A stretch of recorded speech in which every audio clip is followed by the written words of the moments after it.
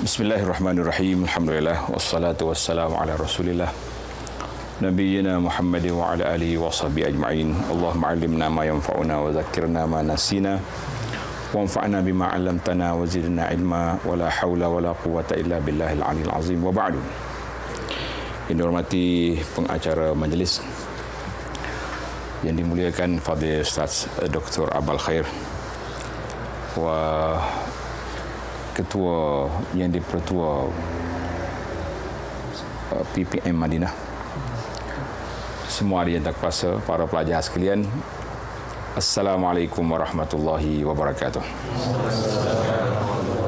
Alhamdulillah pada malam ini 2 hari bulan 3 2022 genap 2 tahun lah program kedatangan kita yang tertunda daripada 28 Mac 2020 program umrah ni. Takdir Allah Ta'ala, kita pun tidak tahu apa yang berlaku sehinggalah datangnya makhluk Allah ni yang dinamakan dengan Corona. Bisa Corona ni memang agak hebatlah dalam dunia muncul di zaman kita. Zaman dulu Al-Imam Ibn Kathir contohnya tulis tentang ta'un, tentang wabak. Mari zaman kita ni ustaz-ustaz akan tulis tentang corona, COVID-19. Macam-macam nama dia, tapi nama asal dia corona. Betul tak? Lepas tu jadi COVID-19. Lepas tu tukar mazhab ya. Daripada Delta ke lepas ni keluar banyak lagi. Tengok dalam senara-senara yang ada. Jadi kita bila sampai kita punya perjalanan 28 hari bulan Februari nak sampai ke sini amat mencemaskan. Tak pernah lagi aku lalu dalam hidup ni begitu gawat dan cemas kecuali rihlah umrah pada kali ini. Macam mana kita tak cemas? 48 jam sebelum tiba di Arab Saudi, kita kena korek hidung dulu sekali. Korek itulah yang kita tahu apa akan jadi. Orang ni tak demam, orang ni tak pening kepala, orang ni tak ada batuk apa-apa. Tiba-tiba keluar merah, detect. Dia pun tak boleh terbang. Masalahnya 48 jam. 48 jam ni maknanya kalau kita nak bertolak 28, kita kena buat 27. Di bimbang ni takut sampai ke Jeddah atau Madinah ni lebih daripada 48 jam. Maknanya kena lari kita tu dengan begitu teliti lah, itu detail. Kita daripada Kota Baru, kapal terbang pukul 9.40 pagi. Awal keputusan paling awal pukul 8 pagi baru keluar. Membayangkan kita duduk atas kereta, duduk tengok gua ni. Apa sekejap-kejap keluar 2 orang, 3 orang gugur dah. Macam menunggu pilihan raya. Kawasan ni, parlimen ni menang orang ni. Itulah suasana yang berlaku. Boleh bayangkan cemas. Ada jemaah yang lambat dia punya keluar keputusan dah masuk kapal terbang. Tiba-tiba dipanggil keluar, baik, merah. Macam mana? Barang-barang dah masuk dalam perut kapal terbang. Pasal kena tarik keluar. Ada yang dah terbang ke Kuala Lumpur. Bila sampai masalahnya, bila terbang sampai KL, macam mana dia nak patah balik ke Kota Baru? Mai Sejahtera sudah merah. Itulah yang kita rasa cemas, yang begitu gawat. Malam tu jaranglah orang boleh, kalau orang boleh tidur betul-betul malam Badar. Iz yughashikumun nu'as amanatan min. Tak. Allah Ta'ala kata kami beri mengantuk dalam perang Badar. Sebagaimana kata dia ulama, mengantuk dalam malam peperangan, kalau mengantuk amanatan minhu, rahmat daripada Allah Azza wa Jalla. Tapi kalau mengantuk orang duk kuliah, mengantuk dalam waktu khutbah, ada minasyaitan. Nauzubillah minasyaitanir rajim. Ini suasana yang berlaku. Yang teruk lagi, ketua rombongan yang gugur. Ustaz pembimbing yang gugur. Bagaimana bayangkan jemaah yang datang tanpa pembimbing, tanpa ketua rombongan. Suami positif. Isteri kalau cancel tanpa positif, tiket hangus. Ramai yang datang tu. Mak ayah tak boleh mari. Anak-anak dilepaskan pergi sebab kalau tak pergi, tiket dia free, hangus dia punya harga. Itulah suasana yang berlaku. Sampai kita rasa, aku kalau lagu ni tak segi dah aku. Memang 10 hari sebelum Korek Ido ni, memang kita jaga sungguh macam mula-mula PKP dulu. Orang mari ziarah ramai, nak salam. Kata, buat cermin depan, duduk situ. Aku ada Korek Ido 27 hari bulan. Sabar. Itu suasana yang betul-betul nak bagi bayangan kepada kamu supaya kita nampak orang yang sampai ni patut bersyukur kepada Allah Subhanahu Taala. Sebab apa? Sebab mereka boleh sampai dengan selamat. Orang yang gugur tengah jalan, anak dah letak je, mak dah masuk dah di bilik pelepasan, balik tak sampai di mana, ke teres bagi balik. Membayangkan nak mari balik semula, ambil mak dia ke ayah dia yang sudah disahkan positif. Macam mana agak-agak anak beli plastik dulu tengah jalan, pakai topeng, saya nak ambil. Yang kita sebelum datang sini mesti kita berhenti rumah keluarga, nak tinggal anak rumah mertua, tak salah nak pergi jauh. Kedapa, ya Allah, kalau positif esok macam mana orang tua ni habis kena kuarantin, 2 keluarga kena kuarantin sebab kontak rapat. Liyaqdiyallahu amran kana maf'ula. Sebab itulah mula-mula keluar corona dulu, yang paling menarik yang saya dengar khutbah, apa nama syekh tu, tajuk dia Syukran Corona. Kamu dengar tak khutbah tu? Dengar? Tak dengar? Budak ni buat apa kan? Baru mana tu? Yang dia kata masa di tengok dia punya tulis Syukran Corona, tajuk dia khutbah. Dan betul-betul apa dia cakap tu memang kena atas kepala kita. Dia kata kilang arak, kilang judi, kilang apa semua, tempat-tempat maksiat, tak ada siapa boleh tutup. Pendakwah berapi ceramah atas pentas tak tutup kilang. Wajah corona wa aghlaqu jami'an. Corona datang, dia yang boleh tutup. Sampai orang tak puas hati. Kalau corona tutup tempat maksiat, kita terimalah. Ni corona tutup masjid, kenapa? Sebab kita pendakwah tidak menjalankan tugas amar ma'ruf nahi munkar yang sepatutnya. Kan dalam hadis Nabi SAW sebut, apabila tidak menjalankan nahi munkar, ketika itu Allah Ta'ala turun bala, kena semua sekali. Yang duduk atas masjid bertutup, luar masjid bertutup. Selepas daripada ditutup masjid, timbul satu lagi teori yang memecahkan di antara kita para pendakwah. Apa teori? Teori konspirasi. Nabi SAW ajak kepada kita, Allahumma inni a'udzubika min azabi jahannam wa min azabil qabri wa min fitnatil mahyal mamat wa min syarri fitnatil masih dajjal. Geng-geng ni pakai duk cari dajjal pula. Di antara tempat yang dia attack sungguh dajjal ni mana? Di Arab Saudi ni, sebab banyak lambang-lambang polis dia tu semua dajjal belaka. Termasuklah bungkusan nasi lemak. Dajjal juga sebab tiga segi. La haula wala quwwata illa billah. Kita kata memang dajjal sungguh dahsyat. Dan perbalahan ni bukan perbalahan kecil. Kita yang menyokong majlis fatwa ni dianggap sebagai Ustaz Sunnah WHO. Oh, naik tarah tu. Ustaz Sunnah WHO dia kata. Sebabnya dia kata bawa sunnah yang tak boleh ikut ni, bawa ni. Kita kata daripada masjid ditutup terus, baiklah kita buka walaupun ada penjarakan. Jadi itulah suasana yang berlaku. Sebab itu apabila timbul zaman fitnah, ada satu buku yang kecil tu, sikap Syekh Mutarrif bin Abdullah ketika berlakunya fitnah, bagaimana sikap mereka ketika untuk menangani masalah ini. Jangan gopoh kita nak mendajakan orang, nak menjatuhkan standard orang, jangan cepat. Sebab kita tak tahu apa yang akan berlaku depan kita. Sebab itulah lebih baik kita duduk dengan jamaah. Mana jamaah ahli-ahli majlis fatwa Arab Saudi contohnya, Hay'ah Kibar Ulama di sini, majma' fiqhi. Di Malaysia kita ada majlis muzakarah kebangsaan. Sekurang-kurangnya kalau kita ikut dia orang ni, walaupun kita memang banyak yang kita tak puas hati dengan penjarakan, dengan yang kadang-kadang KKM kata 1 meter, dia orang bagi 1,5 meter. Kata setengah tu buat apa, tambah-tambah.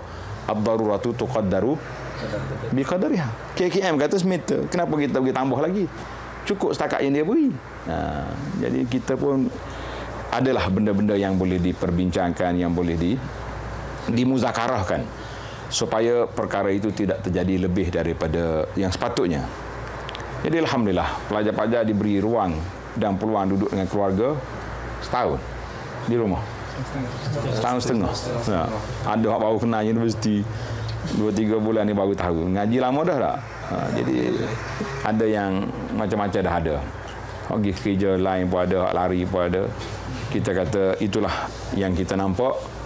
Jadi dan di zaman fitnah ini jugalah timbulnya serangan-serangan yang cukup dahsyat yang bertalu-talu kepada gerakan dakwah, khususnya pelajar-pelajar yang mari belajar di Madinah ini. Ana pun tidak sangka keluar video yang kata orang ngaji Madinah 4 tahun ni tak pakai mazhab. Kemudian akan mengkafirkan. Dia kena ada nada dia juga, dan jadi kita pun tak tahu, spontannya terjawab soalan-soalan yang seperti itu. Maka di sinilah sebenarnya memberi orang panggil kesedaran kepada kita bahawa kajian-kajian ilmiah tentang benda-benda yang khilaf ni bukan satu benda yang mudah. Ana di peringkat awal kita telah melalui 3 fasa kehidupan. Saya sendirilah pengalaman dengan adik-adik. Fasa yang pertama kita duduk ngaji di pondok, beranak situ, besar situ, ngaji pun situ. Sehinggalah tahun 1986. Waktu tu ana mari dengan ayah kita, keluarga, mari Madinah ni lah. Dan buat interview di sinilah, di Universiti Madinah ni. Dan juga ada satu tempat lagi di Mekah. 2 tempat kita interview. Allah Ta'ala pilih Madinah. Wa aqulu wa qultu alhamdulillah ala hadhihi an-ni'mah al-azimah. Jadi kita bersyukur kepada Allah Ta'ala di atas nikmat Allah Ta'ala pilih kita ngaji di sini. Kalau tidak, kamu boleh tengok video baru kita akan keluar balik lepas pada itu. Akan keluar balik. Sebab kita satu tempat lagi tu yang kita interview, kalau saya sebut orang tahu, tapi tidak sepatutnya di live kan dengan bukan semualah, bagaimana kata di para pendakwa, laisa kullu ma yu'rafu yuqal. Bukan semua benda yang kita tahu kita kena cakap. Ada benda yang kita kena tahafuz, kena jaga-jaga, hati-hati. Ini jawab semua soalan. Itu yang timbul benda-benda pelik dan benda timbul pelik. Sekarang ni Allah Subhanahu Wa Taala nak beri kepada kita pendedahan bahawa banyak dalam kitab-kitab yang duk mengajar di tempat kita, di surah-surah kita tu memang bercampur di antara benda ilmiah, fiqhiyah, Quran, hadis campur dengan benda-benda yang perdukunan kata orang ataupun perbomohan campur. Anak baru khatam sebuah kitab Jawi pada tak silap 2 minggu atau 3 minggu yang lalu. Memang diajar dalam tu. Siapa nak buka kedai, nak melariskan dia, buat catatan macam ni. Tulis ayat sekian-sekian. Kita kata Masya Allah. Rupa-rupanya isu ni bila terbangkit, dia nak buka minda kita. Yang kita pun bukan dah tak tahu sangat, tapi lama sangat tak khatam kitab ni. Dah banyak tahun dah duduk baca hak Arab yang ni. Bila kita buka balik kitab-kitab lama kita tu, kita jumpa benda-benda yang ajaib, yang pelik-pelik. Jadi alhamdulillah, mudah-mudahan Allah SWT nak beri kesedaran yang baik pada masyarakat. Allah Ta'ala nak murnikan pemikiran masyarakat. Tapi laluannya bukan laluan yang mudah. Tunggulah senarai-senarai yang akan dikeluarkan. Anak senarai ini keluar, belum saya balik lagi. Masa duduk sini, tiba-tiba ada orang mari umrah, dia bawa foto stek. Masa tu tak main lah WhatsApp ni belum keluar lagi. Dia foto stek, Ustaz, nama ni ada di sini. Dia kata, oh Masya Allah, soh juga aku. Ingat aku orang tak kenal, kita duduk bersembunyi di sini, di sebalik Bukit Uhud ni. Rupanya nama itu sudah ada. Dan Ana tengok dalam ma'rad buku yang dikeluar baru ni. Ingat ke sempat kalau tengok tarikh asal ada ma'rad ni sini. Seronok kita. Dan dah letak dah 2 malam akan apa ni tawaf ma'rad buku, tapi belum datang ni Ustaz Abah bagi tahu dah ditunda ke musim haji ni. Boleh jadi dia suruh kita mari haji kan. Tapi alhamdulillah setelah waktu banjir 2014 dulu, kitab-kitab yang ada tersimpan di rumah saya, di pondok kita di maktabah tu, boleh katakan 95% ke yang tak kena banjir.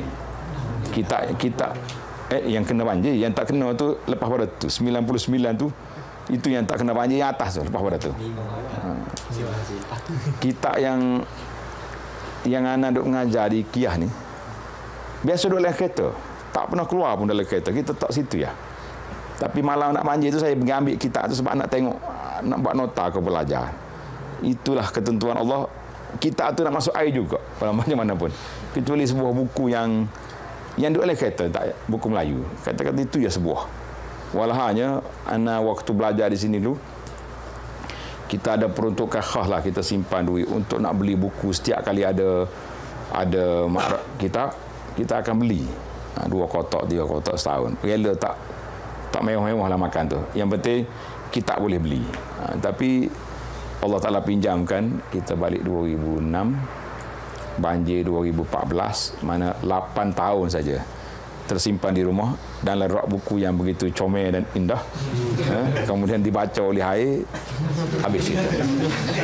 Pasal itulah baru ni ada orang tularkan dalam video, dalam tulisan dalam Facebook. Dia kata Abu Anas ni jasa dia telah membakar kitab ayah dia. Saya kata hadhihi fitnah. Yang bakar kitab aku bukan saya, Majlis Agama Islam Negeri Kelantan yang bakar. Sebab Jabatan Agama. Sebab waktu lepas banjir 5 lori congek tu, lori wapatan tu ingat, dia orang mari ambil kitab tu, bawa ke tempat pelupusan dan dibakar. Lepas tu bakar abu tu jadi tukun apa yang capak tengah laut. Orang Malaysia ni abu pun dia letak tengah laut lagi. Tak apalah, mudah-mudahan ada keberkatan kepada ikan-ikan di sana untuk dapat kitab yang baik itu. Jadi kita tak pernah kita bakar mana-mana kitab. Dan waktu anak belajar di sini, kalau tak silap anak kuliah syariah tahun 3 kan 4. Masa tu Syekh Abdullah Al-Ghunaiman yang ngajar akidah. Bukan Ahmad Al-Ghunaiman tu anak dia, ayah dia, Syekh Abdullah Al-Ghunaiman. Hafizahullah, ada lagi ni. Dia mengajar. Suatu pagi dia masuk dalam kelas, muka merah. Merah muka dia. Mina li yabgha kitab atini. Kata, "Gapo dia tu ayah tu Syekh ni?" Rupa-rupanya ada satu kumpulan pemuda yang agresif. Dia ambil kitab Fathul Bari tu. Dia tak mahu tempat-tempat takwil tu. Jadi Syekh ketua Rais Kisim Akidah waktu tu marah, dia kata. Mu kata kalau kamu tak nak kitab tu bawa kepada aku, dia. Tak aku simpan kitab-kitab ni, menghormati pandangan ulama. Ini guru kita, ini syekh kita. Bukannya orang tuduh bakar kitab orang tak tahu kalau itu bukan budak-budak. Kalau nak kita ni kan nak kira budak-budak sampai tua pun tak boleh buat kira. Anda ingat Allah irham bapa saudara saya dulu. 3 benda orang tak boleh buat kira, dia kata. Yang pertama budak, yang kedua syaitan, yang ketiga orang gila. Tapi pelik, sambil-sambil dia tu budak-budak lah yang jadi viral lagi dua ni tak. Yang kedua syaitan. Tak. Syaitan boleh bawa percaya ke syaitan. Kita kata pendek so. Yang ketiga gila. Jadi kalau main dengan budak dengan syaitan ni, gila kita akhirnya.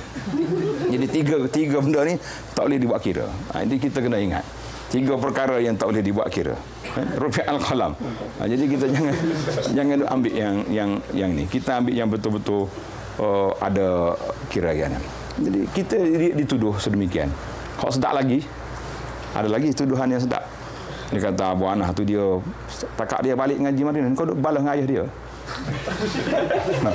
Mana kata comel dia awak punya nak kita nak menipu, kata orang tak menipu ni tak ada harga, tapi simpanlah sikit. saya pagi 2006 sini interview sini 2008 Allahyarham bapa saya meninggal. Lepas pada tu kita dapat mari sini. Jadi dia kata aku balik duk balas dengan ayah. Jadi kita kata kalaulah dia tak hantar mari, kita pun tak ngaji sini. Nah itu masalah dia. Maka itu mana fasa yang pertama kita lalui sebelum datang sini. Fasa yang kedua bila berada di sini. Jadi alhamdulillah peringkat-peringkat awal tu kita tahun yang pertama tu masih mencari-cari nak belajar di mana. Belajar di mana.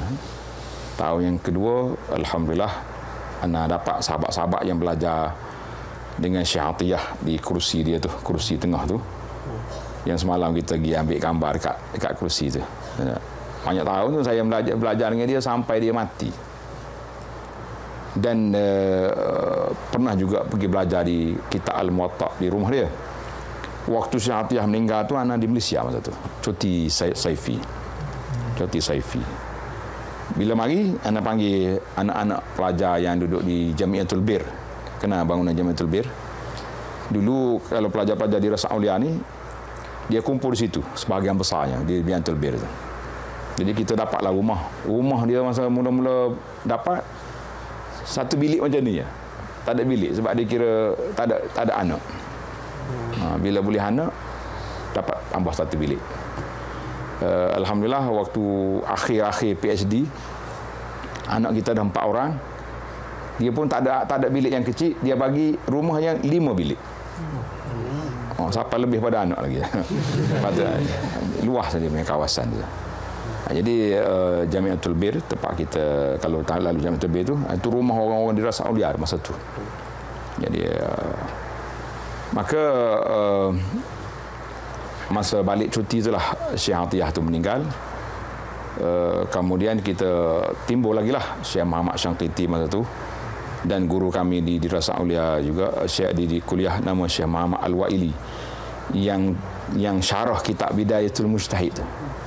Apa nama 10 jilid ke apa yang baru keluar ni? Apa nama kitab dia?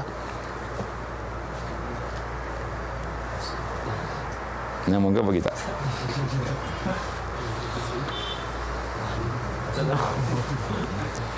Mudah gapa sini. Nama apa? Saya budak baru. Budak baru dimaafkan. Jangan.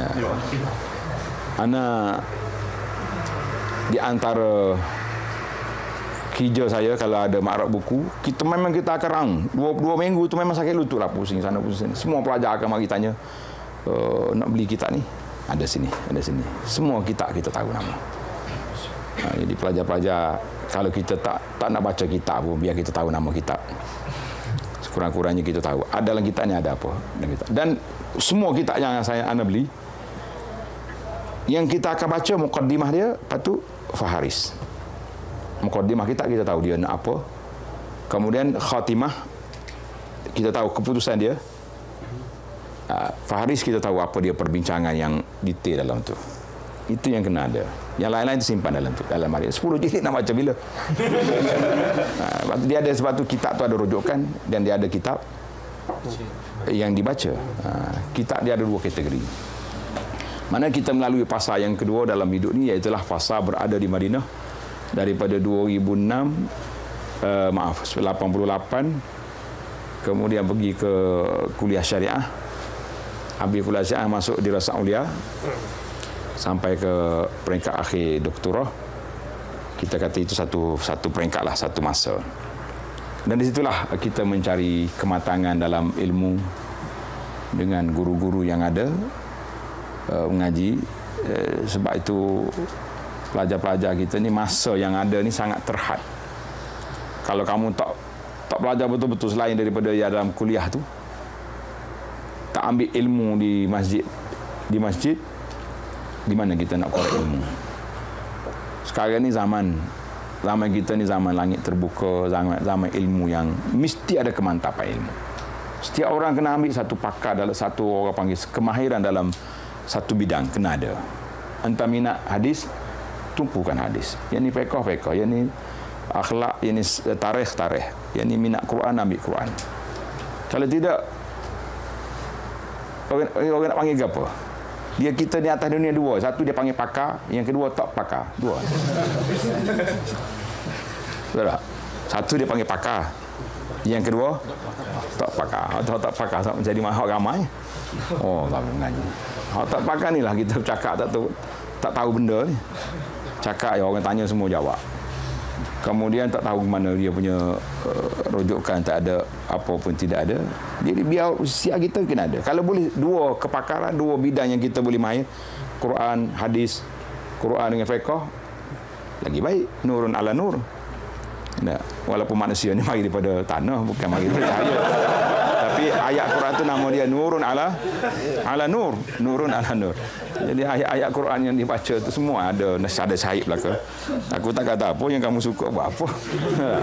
Tapi dia panggil itu isu-isu yang berlaku. Maknanya kita kena ada. Satu benda yang kita kena ada. Jadi ana alhamdulillah takdir Allah SWT bila mari PKP ni, kita duduk fikir apa yang aku nak bantu masyarakat. Mula-mula buat kuliah pendek ya, lepas asar tak jadi juga, waktu duha tak jadi, kemudian maghrib, lepas tu kita buat lepas subuh. Lepas subuh itulah yang lekat, dia panggil kelas tadabbur Quran. Alhamdulillah kita zaman PKP 2 tahun ni, sekarang ni sudah surah Az-Zumar. Tapi anak dah mula dah daripada awal tu sampai ke Al-Maidah, ke pada Maidah tu. Dulu seminggu sekali lah pagi Jumaat yang kita tafsir tu. Bila mari PKP, anak jumpa satu kitab yang cantik, nama dia Isyraqat Quraniyah. Pergi beli dia buku tu, Isyraqat Quraniyah. Jadi anak mula dari juzuk 30. Mula alhamdulillah. Habis 30, kita pun undur ke belakang. Akhir sekali sambung balik ke hak kita kuliah subuh dulu. Sambung semula sampai sekarang ni sudah Az-Zumar. Sudah juzuk yang ke-24. Tinggal lagi 3 juzuk lagi dah. 24. Anak mula 27. Kita berhenti di juzuk yang ke-27. Semua sekarang ni sahabat kita Munib telah berusaha sikit-sikit dah dengan sahabat-sahabat yang bersemangat. Sampai hari ni kita tak jumpa lagi nak tulis nama apa kitab tafsir. Ada kata tafsir Al-Basit, ada kata tafsir PKP. Tak, macam San Haji kan dia tulis tafsir Abdul Asir, tafsir melalui radio. Ya, jadi nama dia ada, kitab tu ada, kitab tafsir tu. Macam-macam nama dia. Jadi sekarang kita belum lagi putuskan untuk menamakan kitab. Saya pun sebab kita bukan tafsir Quran, kita hanya baca tafsir. Kitab yang anda baca tu yang pertama sekali terjemahan dia Pimpinan Ar-Rahman. Kemudian untuk rujukan susunan di antara kitab yang comel dalam bab susunan, Tafsir Al-Munir oleh Syekh Wahbah Az-Zuhaili. Tapi Al-Munir dia tidak manhaj dia dalam bidang hadis. Dia nukil apa yang dia jumpa. Kadang-kadang kita tengok hadis ni riwayat pulang-pulang dia apa ni, an Abi Hurairah kata-kata, tengok nombor rujukan dia Kasyaf. Ambil hadis dalam kitab Kasyaf Zamakhsyari. Jadi banyaklah dalam bidang hadis, betul teranglah anda bagi tahu tafsir Al-Munir jangan dirujuk hadis dalam tu. Kalau nak baca juga ada ustaz nak baca kitab tu wajib kena rujuk balik hadis yang dinukilkan itu. Sebab Syekh rahimahullah dia nukil ya. Mana kitab mana yang dia baca ada hadis dia ambil. Kitab apa saja kitab yang dia ada. Maka alhamdulillah saya jumpa sebuah buku yang belum selesai sampai sekarang ni. Nama dia At-Tafsirul Muharrar yang dikeluar oleh Ad-Durar As-Saniyah, Muassasah Durar. Dalam Tafsir Muharrar memanglah kita kena tapislah kesesuaian dengan masyarakat kita. Kalau baca semua melampung, jadi yang tak sesuai kita tak kata salah, tapi ada masanya boleh dibaca, ada kalanya tidak, pasal kena orang panggil kena modify lah. Kalau baca Muharrar ni seolah-olah kita baca tafsir Adwaul Bayan, macam baca tafsir Al-Tahrir li Syekh Ibnu Ashur, macam kita baca tafsir Al-Mawardi, An-Nukat wal Uyun. Jadi dan tafsir-tafsir yang pelik-pelik. Tafsir Al-Khatib Syarbini ada tafsir. Apa lagi nama? Lama dah Hana tak dapat sebut nama-nama syekh ni. Sebab bila tamat surah sebelum Az-Zumar, surah apa?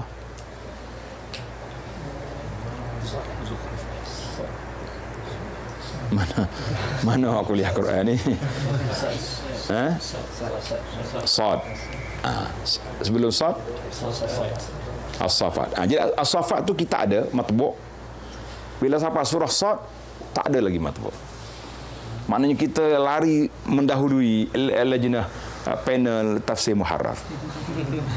Dan alhamdulillah dia keluar dalam apa ni, dalam web dia, tafsir itu keluar. Tapi dia punya rujukan tak hilang. Nota kaki tak ada. Jadi kita terpaksa kena, bila dia sebut hadis, terpaksa kita kena takhrij sendiri hadis. Kena cari mula hadis, riwayat siapa. Lama sampai ke tengah-tengah Zuhruh ni, muncul balik nota kaki. Sebab itulah Ana bagi tahu dalam tafsir, Ana kata minta maaf lah. Kesunyian kita, tak sebut nama Syangkiti, tak sebut nama Ibnu Ashur, tak sebut nama fulan, sebab nota kaki hilang. Tapi Ana yakinlah pihak-pihak panel kita tu memang dia akan dia rujuk balik. Dan sekarang ni pun kita terpaksa kena baca dengan alat ni, sebab kitab tu tidak dicetak. Ni yang singgah putih saat ni, sebab nak beli ni dia punya kulit ni. Ni baru beli kulit. Beli kulit sana ni. Kulit dia saja harga 399. Main-main mu. Itu dia. Beli kulit tu. Isi lama dah dapat. Mana kita terpaksa kalau tengok orang ingat, ustaz apa main-main talik main-main komputer pagi-pagi ni, kata bukan, kita terpaksa kena beli sebab kitab tu belum dicetak. Jadi itu di antara tafsir muharrar tu hanya dirujukkan kita. Sebab dalam tu ada semua, dan hadis-hadis alhamdulillah mukharraj, dia takhrij cantik. Kemudian dia punya susunan nukilan-nukilan itu sangat menarik. Dan di akhir dia ada al-fawaid. Itu yang cantik. Al-fawaid, yang pertama al-fawaid al-tarbawiyah, kemudian al-fawaid al-ilmiyah al-wallataif. Fawaid itu menarik rupa-rupanya. Jadi ana waktu PKP dulu, kita habis ayat tafsir, kita akan kutip 10 faedah daripada ayat yang kita baca. Jadi ada pelajar-pelajar kita yang mencatat, ni ramai yang datang ni ikut rombongan kita ni yang duduk tadabbur tafsir. Dan alhamdulillah tadi kita pergi ke pasar tamal apa, ramai yang mari jumpa, dia tengok pakai topeng, tak kenal muka ni. Jadi bila anak cakap, betul dah, dia kata betul dah. Betul dah. Saya ni ustaz, saya dah ikut tafsir berapa juzuk. Ada yang kita dah catat, kita kata Masya Allah, Ta'ala beri berkat. Di saat diserang sana sini, hujan yang tak menentu, Allah Ta'ala beri mayus sejus sudurana, yang menenangkan hati kita ni. Ada lagi orang yang bermanfaat daripada ayat-ayat Allah yang kita tadabburkan. Kita kata Alhamdulillah, hazihi ni'matun min Allah. Apa lagi kita kalau kita tidak. Tapi ada juga orang serang balik, apa ni dia main-main dengan Quran. Dia bukan ahli tafsir. Saya kata saya tak pernah declare saya ahli tafsir. Saya hanya baca tafsir yang ditafsirkan oleh para ulama. Macam-macam lah. Ada orang yang lari tengah jalan pun ada. Oh, dia bukan ahli tafsir rupanya. Tapi berani-berani nak tafsir Quran. Dia punya, ada yang WhatsApp cerita saya ni, kawan saya lari, ustaz tak masuk dah, ikut pagi dah. Sebab ada orang attack, dia kata dia bukan ahli tafsir. Orang tafsir ni cari dia Tok Guru ni Aziz ya boleh. Dia kata Tok Guru ni Aziz mati dah, mungkin mengaji dengan kubur dia lah, kubur dia lah. Kita yang masih hidup ni kena teruskan perjalanan. Jadi alhamdulillah daripada zaman PKP itulah perjalanan kita kata alhamdulillah ada nikmat yang tinggal baki lagi 3 juzuk. Insya-Allah lepas pada ni khatam. 30 juzuk di antara nikmat khidmat kita kepada kita Allah Azza wa Jalla. Dan pelajar-pelajar yang anda tanyalah setelah kita melalui beberapa peringkat ini, dia kata nikmatnya apabila kita boleh tadabbur Quran. Sampai bila habis PKP, habis musim dia panggil apa, pasampak tu. Kan orang boleh pergi ke pejabat balik. Saya kata saya nak berhenti setakat tafsir Quran je. Fawaid kita tak payah ambil lah. Ramai yang hantar permintaan, dia kata teruskan fawaid Sebab disitulah yang kita rasa kemanisannya kita bertadabur. Betul lah sebagaimana yang dikatakan, Al-Quran itu seperti buah kurma, makin dikunyah makin terasa kemanisannya. Jadi jangan pula mau jual kurma saja, makannya tidak. Aku tahu ramai budak-budak ni kelentong orang atas bas. Tak. Bukan generasi lama-lama lah. Dia jual habatus sauda. Oh, macam habatus sauda ni gini, belilah orang tua tu. Aku cuma, bang, minum berapa sudu dah habatus sauda? Oh, tak boleh minum, Ustaz. Kata macam mana engkau tak beramal, engkau tipu, cakap orang tua dah, bagus. Jadi habatus sauda tak pernah minum pun, tapi dia punya cakap lebih daripada itu lagi. Baiklah, itu selingannya, jangan marah. Kita tahu belakang kita duduk sini. Dan Nana alhamdulillah sepanjang Nana duduk sini 18 tahun, kita berkawan dengan budak-budak ni sampailah mereka yang mari tak ada janggut siapa ada janggut, mari tak ada bini siapa ada bini. Jadi alhamdulillah kita rapat dengan pelajar-pelajar. Jarang yang kita tak kenal, kecuali yang memencilkan diri, yang uzlah sendiri-sendiri, itu cerita lain lah. Mana dia tak ikut program satuan, itu yang dia tu macam mana kita nak kenal dia. Jadi maknanya fasa yang ketiga dalam kehidupan ni, daripada 2006 sampailah sekarang, kita tahulah Allah Ta'ala beri al-a'maru biyadillah. Umur kita tu di bawah kuasa Allah Azza wa Jalla. Tapi kita berdoa sekurang-kurangnya biar khatam Quran, kemudian biar khatam lagi kitab-kitab lain yang sedang kita usahakan. Mudah-mudahan ada manfaatnya. Allah, Nabi sebut apabila mati anak Adam, di antara ilmu yang, di antara amalan yang tidak putus, iaitulah amalan yang dimanfaat. Amal ilmu yang yuntafa'u bi, yang dimanfaatkan dia. Kita kata alhamdulillah, nikmat. Jadi kita telah langgar SOP. Dah, janji 15 minit je lahir tadi. Sekarang sudah masuk setengah jam dah. Lebih. Pengurusi lah patut tegur. Nah, kuasa pengurusi itu besar. Jadi kalau pengurusi tak tegur, kita bersenyap. Jadi anak rasa setakat itulah. Cuma fasa yang ketiga ni ada lagi episod lain yang perlu kita bincangkan nanti insya-Allah. Break sekat itu dulu. Mudah-mudahan ada manfaat kepada kita semua. Subhanakallah hamdika asyhadu an la ilaha illa anta astaghfiruka wa atubu ilaik. Assalamualaikum.